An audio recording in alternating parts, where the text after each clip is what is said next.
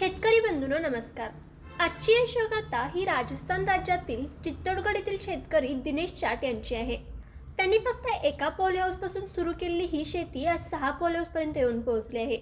आज आपण त्यांच्या पॉली हाऊसमधून होणाऱ्या काकडी शेतीबद्दल पाहणार आहोत। त्यांनी 2020 पासून या शेतीला सुरुवात केली असून यातून चांगला नफा मिळाल्याने सध्या 6 पॉली हाऊस तयार केलेत। या शेतीसाठी गव्हर्नमेंटकडून सुद्धा सबसिडी मिळाल्याचं ते सांगतात। काकडी शेतीबद्दल ते बोलतात की सुरुवातीला जमिनीची नांगरणी करून त्यामध्ये शेणखत टाकून बेड तयार करून घ्यावी। यासाठी 18 ते 30 डिग्री सेल्सिअस तापमान आणि हलकी ओलसर जमीन योग्य असते। बेड तयार झाल्यानंतर झिगझॅग पद्धतीने बियाणे वापरून 45 सेंटीमीटर अंतरावर पेरणी केली जाते।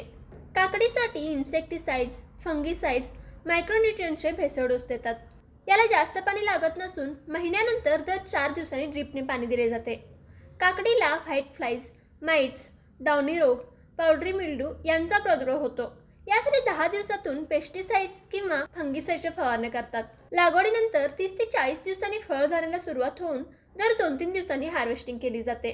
त्यांच्या 4000 स्क्वेअर फूट मीटरच्या पॉली हाऊसमध्ये पहिल्या हार्वेस्टिंगला 110 टन, दुसऱ्या वेळी 64 टन आणि तिसऱ्या वेळी 50 टन उत्पादन मिळाल्याचं ते सांगतात।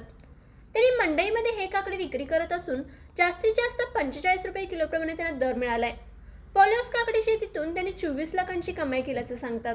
पारंपरिक शेतीपेक्षा पॉली हाऊस पद्धतीने शेती केल्यास यातून शेतकऱ्यांना चांगला नफा मिळू शकतो। एकरी शेतकरी आरामात 10 लाखापर्यंत कमाई करू शकतो असं दिनेश यांचं मत आहे। तर शेतकरी मित्रांनो, पॉली हाऊसमध्ये होणारी ही काकडी शेती तुम्हाला कशी वाटली हे कमेंट करून नक्की कळवा।